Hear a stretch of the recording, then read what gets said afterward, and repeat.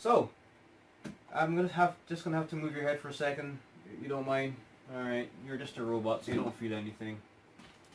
And let's see what we have today for our tech review. What's this? This looks like a radio controlled car. Put your head back in place. Thank you very much. So what is this? This is the 458 Challenge. It's an RC car. It's a 1/18 scale Ferrari. And we're going to do an unboxing of this and a review. For any of you who are true RC enthusiasts, right, you may be saying, well, this is like a simple toy for, kids 8 and up. But one of the things I love about these particular vehicles is the amount of detail that you can find in these, to the point where you don't even have to use it as a remote control car or a radio control car. You can just have it as a model on your desk, right? Because the detail is really, really good, as you're going to see in a second. And if you're a collector of model cars, hey, why not get one of these, right? And if you want to drive it around, hey, there's a remote control unit in here as well. You can drive it around on your floor or wherever. So it's a really cool toy. And what's good about these make excellent gifts for kids and adults alike. And yeah, and I just thought it looked really cool, so I had to get it. So thank you again, BoxBot, and welcome to the family. And you're going to see a lot more of him in the future, because he always has new tech, and he's always hungry, so he always has some cool stuff inside his belly there. So it should be fun on seeing what the BoxBot has to share with us from time to time. So enough talk. Let's see what this car looks like in a bit more detail. And again, thank you guys for getting us past the 1,000 subscriber mark. Let's keep growing. So here's a close-up of the box, and I must say this is a lovely looking car. It looks really nice in the box. Again, this is the 458 Ferrari Challenge, and this is a 1/18 scale radio controlled car, and I believe it is suitable for kids 8 and up.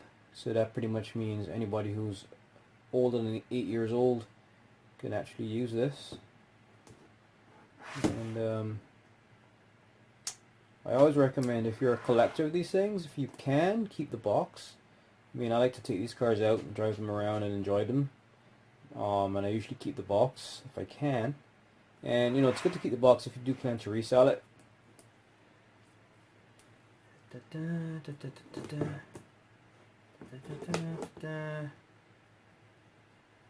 Okay, here. So make sure I have all the tape cut away. There's one more at the bottom here.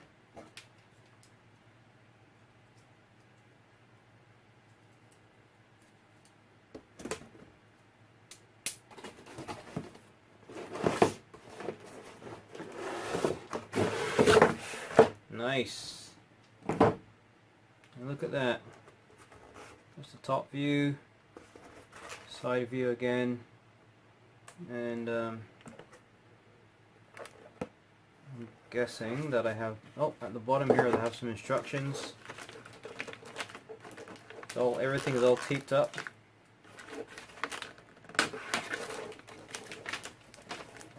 They even taped the instructions.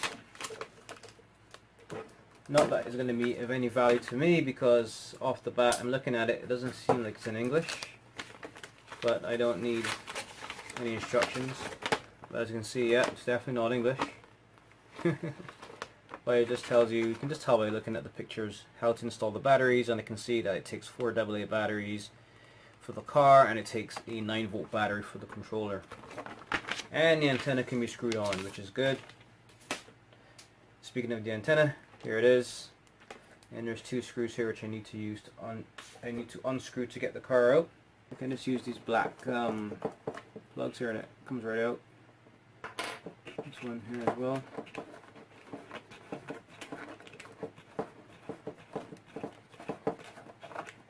Okay. Turn you back around. Oh, so this comes out. So here's the antenna piece. And it's some extra cardboard. Flip it back over, and you come right out. Now let me just take this out. I just had some tape and plastic behind there. Just cut that out. This comes right out. So here we have the car, the controller, and where is it? Here's my antenna, so let me cut that out.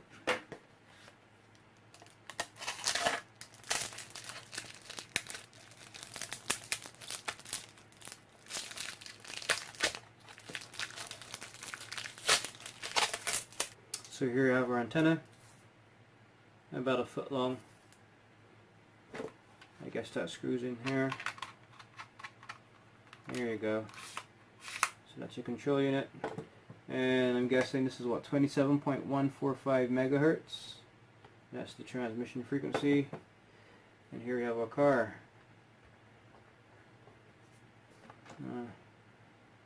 It has a little bit of weight to it, which is pretty nice. So let's take a look at the controller. It's very small, cheap looking, but it gets the job done. It has an antenna that you can detach, screw back in. Does feel pretty solid. The antenna extends to about a foot long. And of course here you have your basic joystick controller where you have your forward and backwards and left and right joysticks. And they are spring controlled, so when you let them go, they go back into their central position. Does feel a little bit flimsy, so I wouldn't recommend like aggressive use of these controls, but you know, it does what it has to do. Clicks, so I guess these actually control switches, so you know, you just push it forward, and then when you hit that, click that switch, it moves forward. When you click the back switch, it moves backwards, and when you click the switch here, the steering wheel turns left, and when you click the switch here, the steering wheel turns to the right. Here you have your on-off switch here to power on and off, and here's your LED indicator to tell you once it's turned on. And this communicates at 27.145 megahertz to the car. And in the back here we have our simple bay here for our 9-volt battery. Now, one thing to note, I wouldn't recommend giving this to young kids, younger than 8, because as you can see, there was no screw that I had to undo to get access to the battery. It's very easy, so you know, 8 years and over is your best bet. So that's enough of the controller.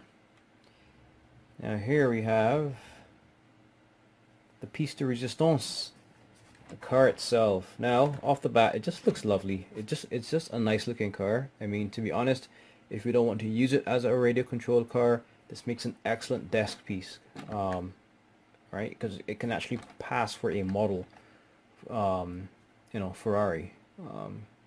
Now there are no working doors, no moving parts other than the wheels themselves for the actual drive, of course, so you can actually drive the car. Here's the back view. What I really love about this back view here is that, you know, you have, you know, you can see the wheels and everything, and the exhaust, but even more importantly, you can actually see the Ferrari engine. They even have, like, you know, all the little scale engine inside there, the Ferrari red, and even the Ferrari emblem is right here as well if you look closely right there. It looks really nice. There's a side view. Look at that.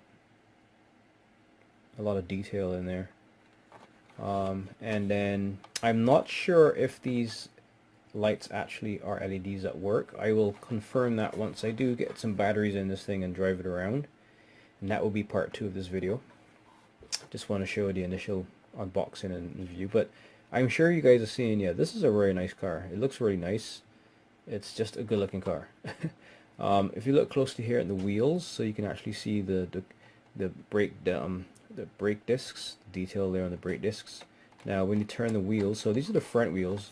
The front wheels are not connected to any motor. They're just free, they turn by themselves, free spinning, and that's the front wheels.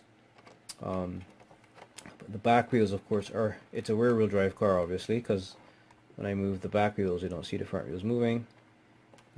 Actually, look at it from this direction, you can see back wheels move, the front wheels don't, because the front wheels are just not attached to anything. Alright, so it should be fun to drive.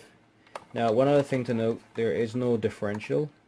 It's just the wheels just move forward and backwards. There's no differential in the back wheels, so it's just a basic, you know, RC car. And of course here is where you would actually put in your batteries, and it does have a screw there. So let me just undo the screw, and you can see that it holds, I believe, 4 AA batteries. And here you go, 4 AA batteries fit in this compartment. And here we have the alignment switch where you can actually align the wheels at the front. Very simple design, but also very good looking. And here is the power switch.